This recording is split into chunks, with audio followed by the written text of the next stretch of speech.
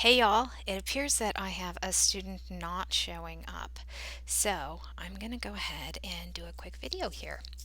Um, I went to the doctor yesterday and had some blood work drawn and all that, but I have just decided I'm going to hold off because I went off the HCG prior to the weekend that I was going away with my sister. And then I wanted to stay off of it because a week later I had this doctor's appointment. I knew they'd draw blood.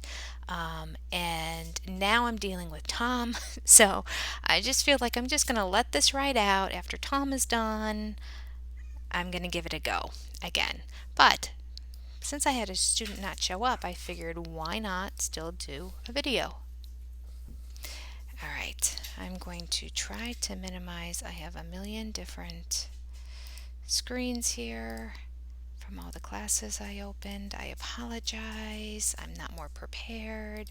I wanted to get going and do this in case all of a sudden somebody shows up and I have to start teaching again. Okay, so we were doing the exhaustion of the fat bank, and if you watched the last video I posted, I didn't really understand what Dr. Simmeons was saying. And I think it's just a translation issue with the protocol. And again, please go back and watch that. And if you understand what he was saying in that first paragraph, put it or note to me down below because I really would like to understand it a little bit. But we're going to move on. So we're talking about the exhaustion of the fat bank. As a review, we were the past few videos discussing there are three basic causes of obesity according to Dr. Simmeons' protocol. I did a video on the inherited factor. I did a video on the diencephalic disorders, or what is really just the hypothalamus. Because the hypothalamus is in that center, and that's basically what it's talking about. The other two are not related really to weight loss and regulatory systems as the hypothalamus is. So the hypothalamus basically is number two, or problems or disorders with the hypothalamus. And then the third one is the exhaustion of the fat bank. So we started exhaustion of the fat bank yesterday because it's quite lengthy. I'm breaking it up into the different paragraphs. Today we're doing the second part of exhaustion of the fat bank. What did we learn yesterday? I'm not really sure. Watch the video and then let me know what we learned, because it all made sense until the last sentence, and then I don't know what they were trying to say. I would love to, though. Okay, so the second part of exhaustion of the fat bank, this is what it says. It says, secondly, in many of these cases, the amount of loud eaten remains. Translation. Secondly, and I'm doing this on the fly, so I didn't get a chance to quickly review it again, because sometimes I just automatically change the words before I even read it to you, because I can clearly understand where the translation error occurred. But I'm just going to read it straight up because it's been over a week since I've read this, and I don't remember exactly what this paragraph says until I read it again. Okay. Secondly, in many of these cases, the amount of loud eaten remains the same, and it is only the consumption of fuel which is suddenly decreased. As when an athlete is confined to bed for many weeks with a broken bone, or when a man leading a highly active life is suddenly tied to his desk in an office and to television at home.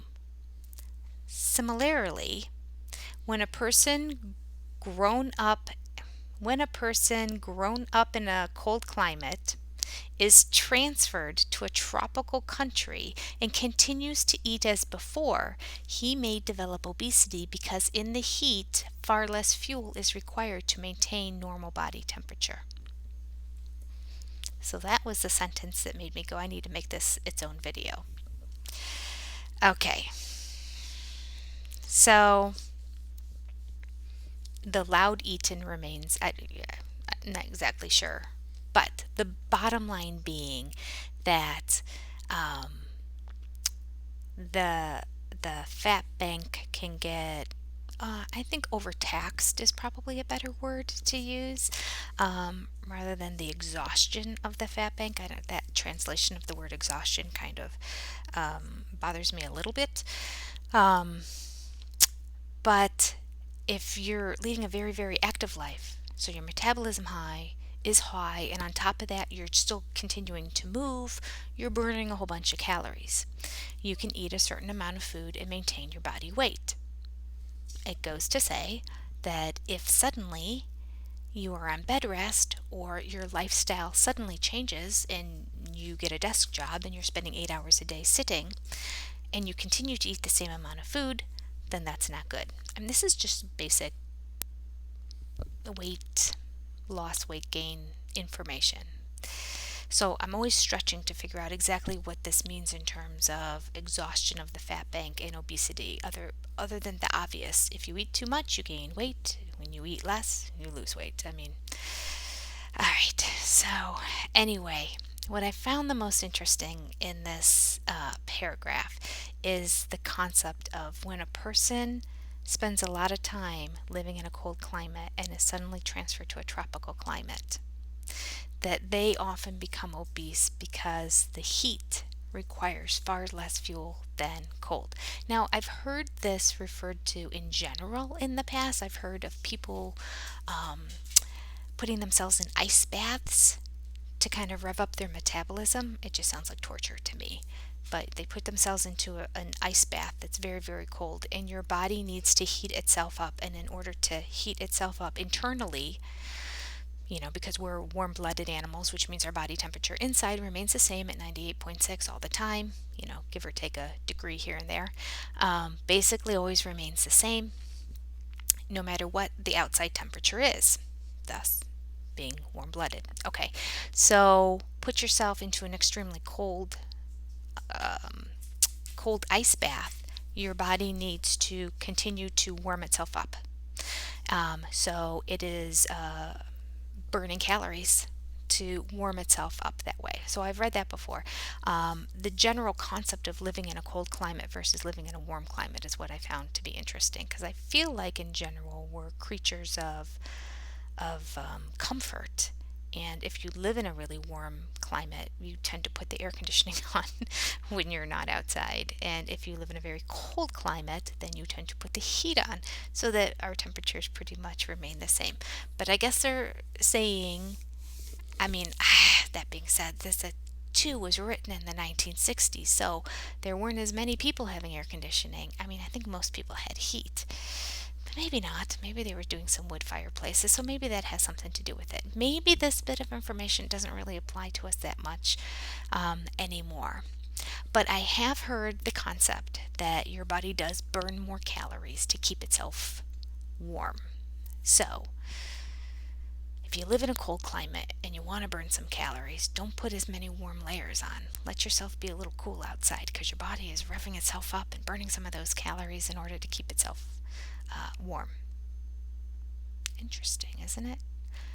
I don't like being cold. This doesn't work for me. I would rather be hot before I want to be cold. Cold just is miserable to me. I don't like that feeling, that sensation of feeling like I can't get myself warm. So it doesn't work for me, this philosophy. But I just wanted to share that side note, and it kind of goes along with this paragraph. And that's all I have for today. So that is the second part of exhaustion of the fat bank. There are two more paragraphs, so I'll do two more videos that kind of talk about that before we move on to another area. And then I think the next section is psychological aspects, and I believe I covered that already in the past, so I'm going to have to look into that. But before we get to that, I'll finish exhaustion of the fat bank in the next couple of videos. Good luck to you. Stay the course. My weight did come down a little bit from the last time I was there, but also I'm just kind of waiting for about a week to kind of kick it back into normal gear, and I'm excited to make something happen this time. Kind of need to have that level of excitement to make this diet work, right? So good luck to all of you. Stay the course. A lot of you are doing a great job losing numbers. Keep it up, and we are going to talk more about the fat bank when I see you again next time. Take care. Let me find my video. I hope this recorded. See you next time. Bye.